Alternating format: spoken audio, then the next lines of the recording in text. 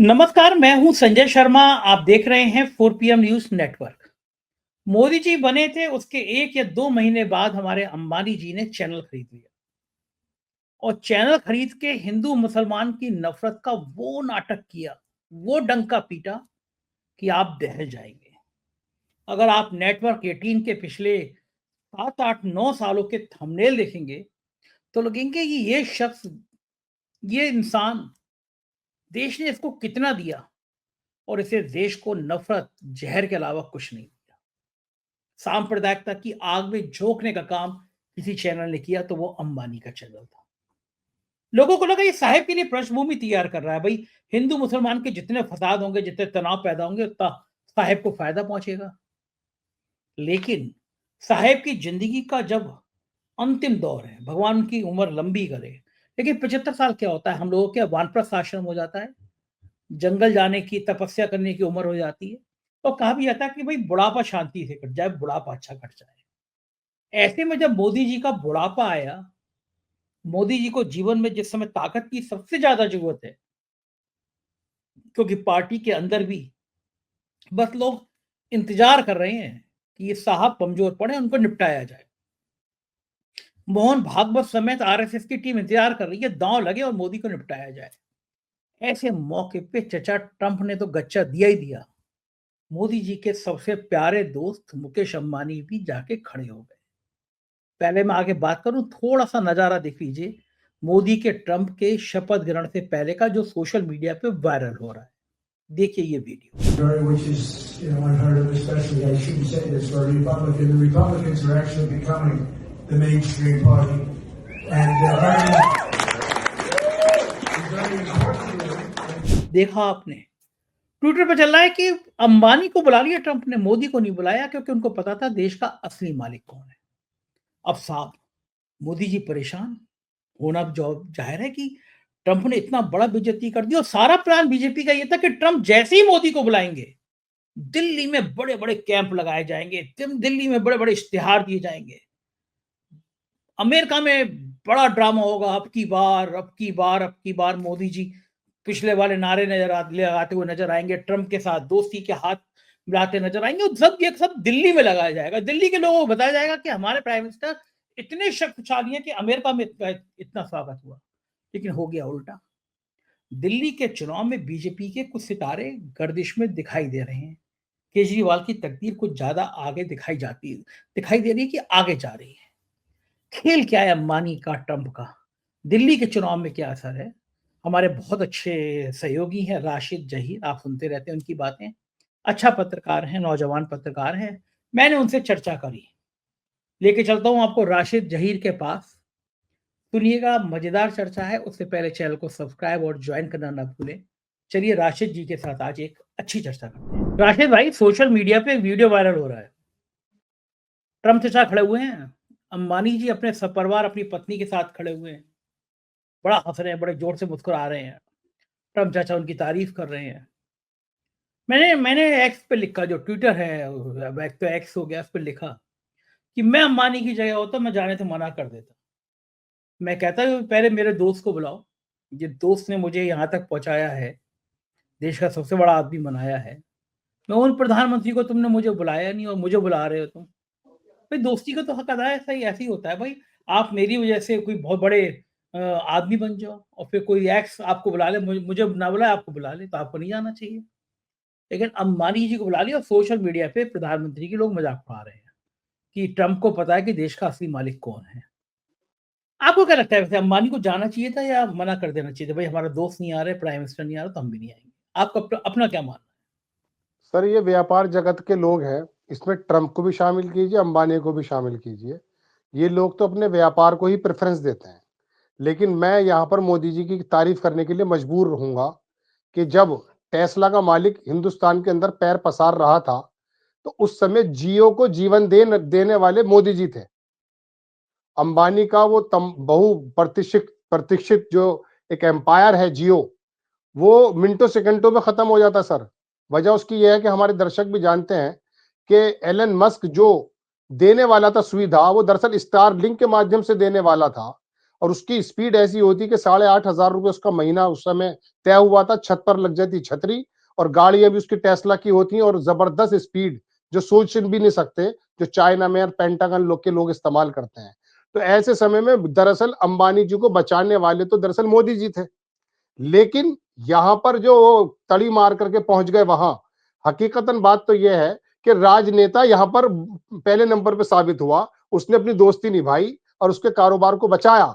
लेकिन यहां ट्रंप ने जब आकर के दुनिया के तमाम बिजनेस को प्रेफरेंस दी है, आप हमारे दर्शक समझ लें, एक ही लाइन में बता दूंगा, ग्रीनलैंड और पनामा, ये दो चीजें ऐसी हैं जहां पर उसके बड़े हित सधे हुए हैं, और उसने अमेरिका फर्स्ट कह करके अपना नारा किया है। उसने एक तरफ नेतन्याहू को साइड लगा दिया है, एक तरफ जायनिस्ट लॉबी जो चलाती है पूरे अमेरिका को, उसको साइड लगा दिया है, लेकिन वो अपने बिजनेस को मजबूत कर रहा है। यही वजह कि अंबानी को उन्होंने इन्वाइट किया। अब ऐसे समय में अगर एक राजनेता होता या एक पत्रकार होता या कोई बुद्धिजीवी होता, वो दोस्ती निभा लेता। लेकिन आपको तो मालूम है कि व्यापारी का जो मन होता है वो बहुत छोटा होता है। जैसे ही नेता यहाँ उधर ट्रम्प से उनको मिला, न्योता मिला, वो झट से वहां भाग गए। उन्होंने ये भी नहीं सोचा कि यही मोदी जी थे जो बचाने वाले थे। तो अगर आप ही नहीं कह रहे सर, मैं आपको बता दूं, देश के एक बहुत बड़े पत्रकार हैं, कल मैं सुन रहा था, वो ये कह रहे थे कि हकीकत में अंबानी जी को जाना नहीं चाहिए था, जिस देश के प्रधानमंत्री को दरकिनार करते हुए। अच्छा, एक खास खबर और बता दूं मैं आपको, कल अमेरिका के एक बहुत बड़े अखबार में खबर छपी सर, उसके अंदर चर्चा ये हुई है कि किस किस को नहीं बुलाया है। उसके अंदर हैरत की बात यह है कि नोटिसेबल उसमें भी मोदी जी नहीं है, उसमें मोदी का नाम ही नहीं है। जी, जी। कहने का मतलब यह है कि देश के बहुत सारे लोग, विपक्षी लोगों को बहुत बुलाया नेतन्याहू ने, ओ सॉरी ट्रंप ने, लेकिन जिन-जिन लोगों को नहीं बुलाया है, जैसे अभी यूएनओ के वो हैं कार्यवाहक, उनको नहीं बुलाया, कई लोगों को ऐसों को नहीं बुलाया, लेकिन मैं उम्मीद ये कर रहा था उस अखबार को पढ़ते समय ऑनलाइन कि इसके अंदर मोदी जी का भी नाम होगा। पता ये चला हम बिला वजह हमारे राजनेता अपने मियाँ मिट्ठू बन रहे थे, वहां तो हमारे दुश्मनों में भी हमारा नाम नहीं है। जो बुलाए गए मेहमान नहीं है, उनमें भी मोदी जी का नाम नहीं है। तो अब ये चर्चा यहाँ पर गोदी मीडिया ने चलाई भी है, और इसमें कोई दो राय नहीं। वजह यह है कि बगले हम ही बजा रहे थे, हमारा यार है, हमारी तारीफें करता है, हम यूं कर देंगे, हम वो कर देंगे। आखिरकार हुआ यूं है कि करोड़ों रुपए का हीरा देने के बावजूद बाइडेन अपने पक्ष में नहीं आ पाता है, और ट्रंप नासाब ने तो जाने अनजाने में, एक बात और बता दूं मैं आपको, ट्रंप ने काम और कर दिया है। ट्रंप ने सर एक काम ये कर दिया है कि वहां पर $1 मिलियन का एक टिकट बिका है। वो किस बात का बिका है कि हाथ मिलाए जाएंगे, यानी कि 1 मिलियन अगर आप खर्च करेंगे तो आपके ट्रम्प के साथ फोटो उतरवा लिया जाएगा और हाथ मिलाया जाएगा। ऐसे लोग वहां पर लाखों की तादाद में आ गए, लेकिन वो ठंड इतनी पड़ गई है वहां कि वो व्हाइट हाउस के प्रांगण में होना था प्रोग्राम, जहां लाखों की संख्या में आ सकते थे लोग। अब वो ट्रम्प बोले हमें तो अंदर जाना है, अब वहां पर उन्हें भी छाड़ दिया गया। वहां 6,000 की कैपेसिटी है सिर्फ। एक प्रोग्राम वो वहां पर शपथ लेने के बाद एक दूसरी जगह और है, वो भी वहां पर थोड़ी वॉकिंग डिस्टेंस है, उसे कोई एक ऑडिटोरियम कह सकते हैं। वहां किसी जमाने में इमरान खान ने भी अपना प्रोग्राम किया था, उसमें 20,000 लोगों की व्यवस्था है। तो वहां पर तो मोदी जी के अलावा ट्रंप ने बहुत सारे लोगों को छोड़ दिया। लेकिन अब अंबानी की, जहां तक आपने सवाल पूछा, मेरा जवाब थोड़ा लंबा हो रहा है, लेकिन ये रोचक भी बहुत है। कर क्या सकते हैं वहां पर अंबानी जी, क्या अपना 56 इंच का सीना लेकर चले गए, जबकि इस सीने को चौड़ा करने में तमाम सिंचाई, तमाम पेराई, सारी की सारी जो है मोदी जी की थी।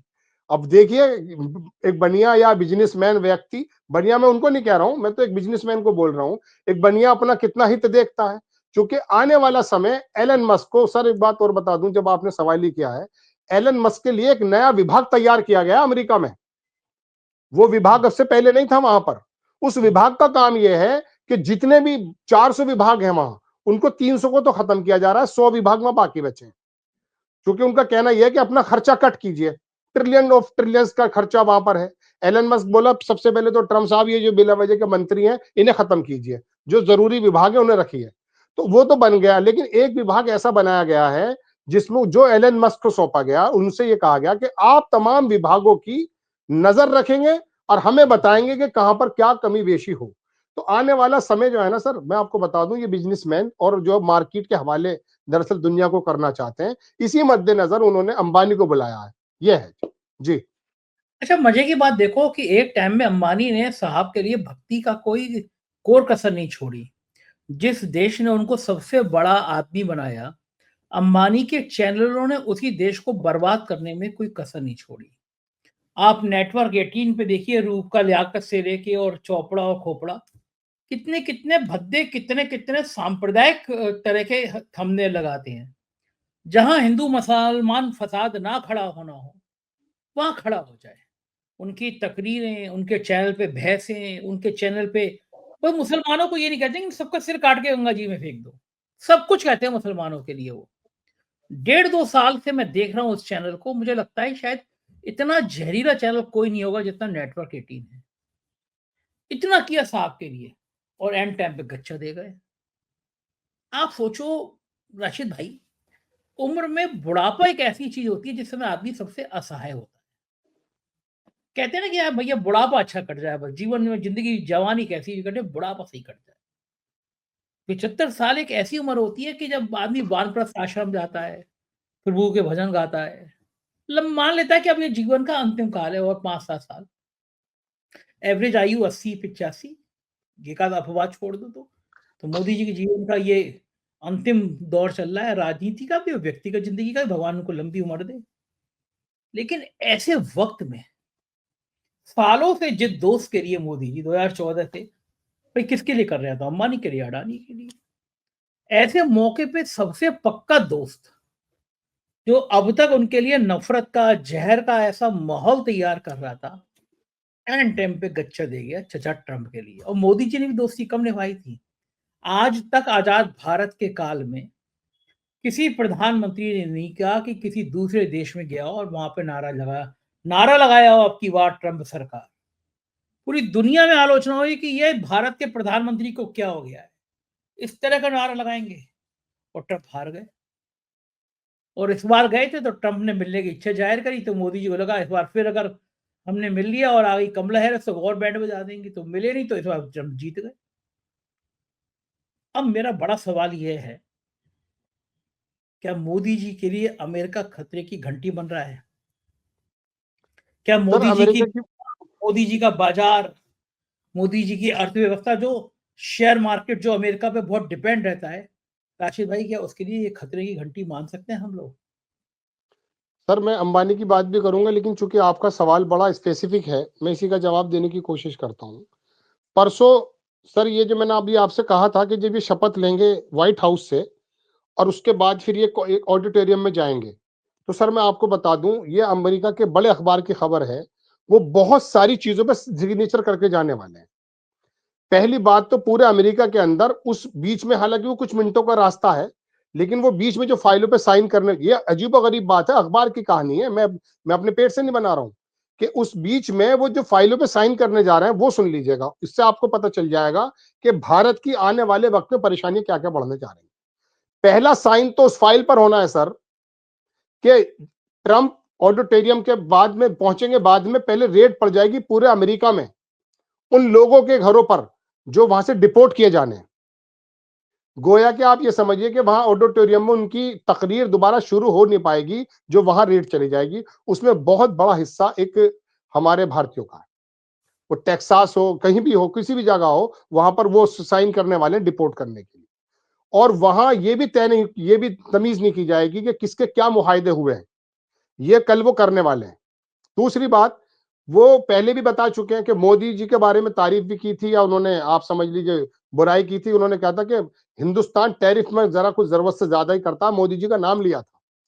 तो वो बाकायदा इंडिया पर ये काम करने वाले हैं। और इसका तीसरा सबूत तो यह है कि पिछले महीने जैसे ही उनकी जीत का वो हुआ था, उसके बाद तमाम हिंदुस्तान के अखबारों ने भी एक बात को छापा, हमारा फॉरेन रिजर्व है 705 बिलियन, कल की रिपोर्ट है 625, यानी कि 80 बिलियन डॉलर हमारा रिजर्व गायब है, फॉरेन रिजर्व। उसमें से 100 बिलियन सर ऐसा है, सब सवा 600 में से, जो यूजेबल नहीं है, यानी कि गोल्ड वगैरह है जो हम यूज भी नहीं कर पाते, 550 बिलियन। इसके अंदर जो एफपीआई होता है, फॉरेन जो पोर्टफोलियो इन्वेस्टर होता है, उसने 99% हिंदुस्तान के रिकॉर्ड में हुआ ये काम।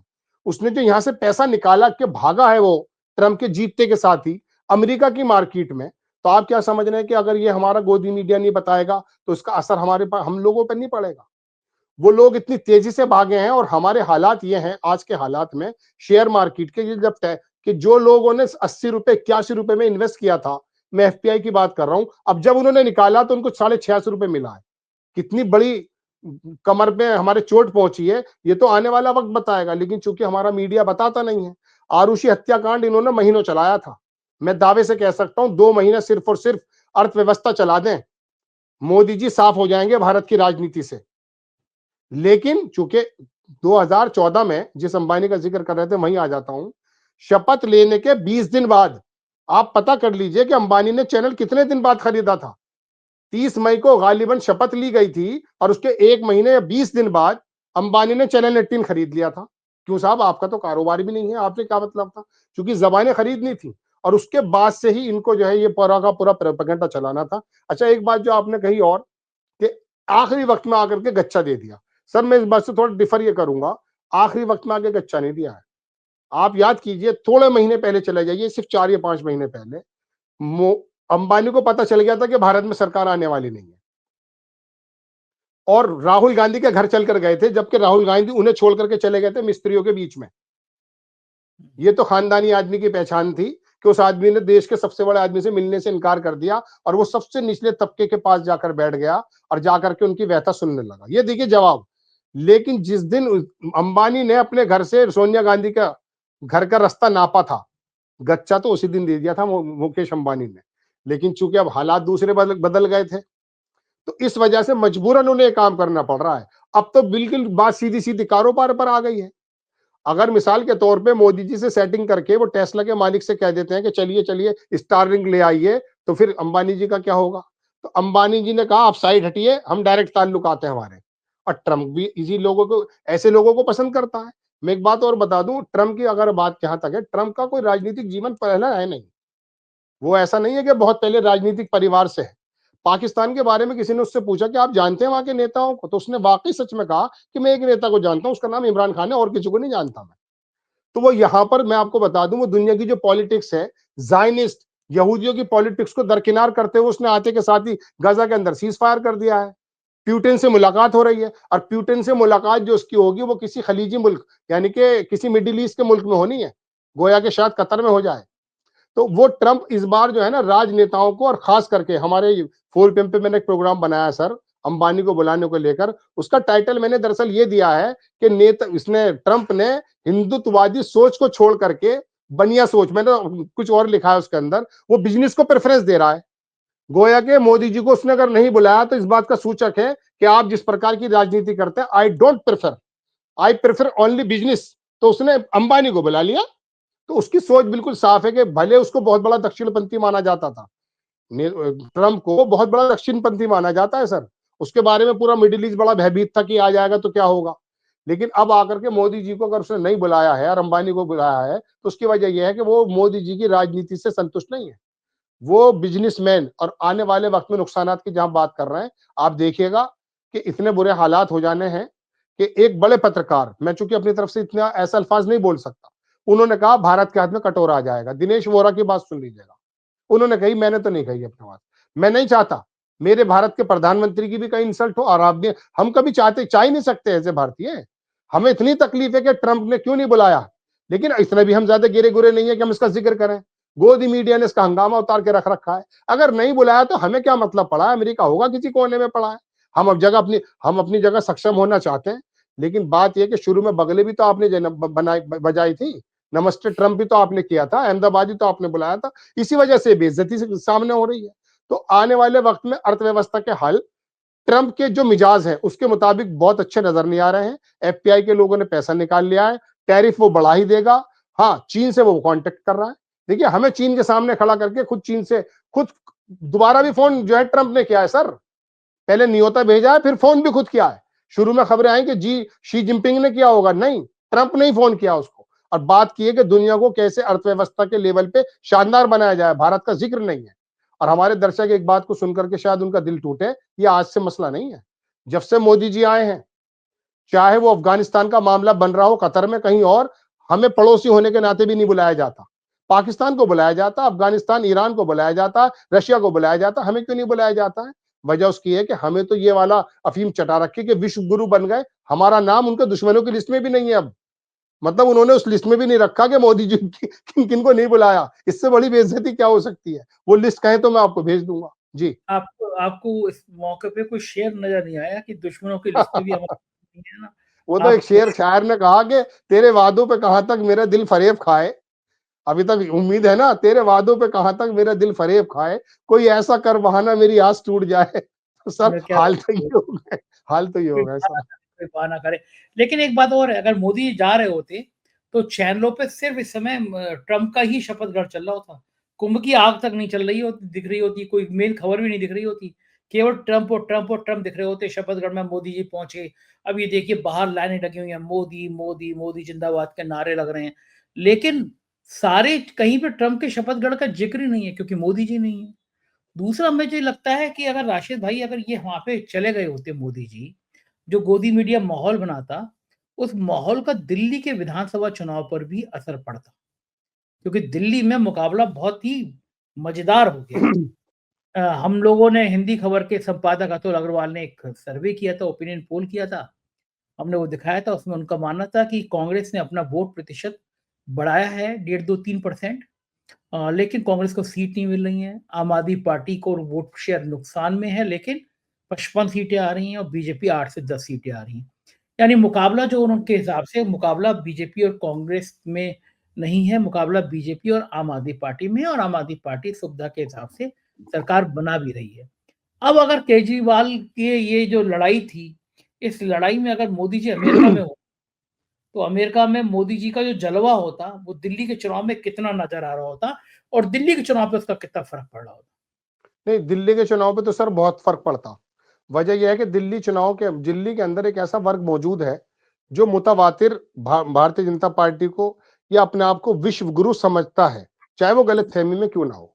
और वो उनका बहुत ज्यादा कॉन्सोलिडेट वोट है। 32 से 38% भारतीय जनता पार्टी का वोट हो गया था, वो अलग नहीं जा रहा है। ये तो बात अलग है कि केजरीवाल का वोट परसेंटेज ही 54 चला गया था पिछली बार भी। और उसकी वजह यह था कि कांग्रेस बिल्कुल हाशिए पे आ गई थी। दिल्ली की जहां तक आप बात कर रहे हैं, मोदी जी का अगर बुलाया जाता तो इसमें कोई दो राय नहीं कि वो यहाँ पर बहुत बड़ा ढिंडोरा पीटते और कुछ परसेंट, 1-2%, 5% फर्क भी पड़ता। लेकिन मैं आपको, अब दिल्ली की जब बात आ गई तो सर, चूंकि मैं दिल्ली के बिल्कुल करीब हूं और दिल्ली के लोगों से कांटेक्ट में हूं, मैं आपको बताना चाहता हूं कि दिल्ली की हकीकत में स्थिति है क्या। हालांकि हमारे देश के चुनाव में 15 दिन बाद बदल जाते हैं, लेकिन फिलहाल अब हम जो बैठे हैं, और मुझे उम्मीद यह है कि स्थिति यही रहनी है। एक दृष्टि फाउंडेशन के डॉक्टर दिव्य कीर्ति हैं, बड़े काबिल आदमी हैं। सर उनको जब सुनते हैं तो ये मन करता है सुनते चले जाएं। उस आदमी ने बहुत पहले एक दो बात कही थी कि दिल्ली के अंदर दो वर्ग हैं, वहां हिंदू मुसलमान नहीं है।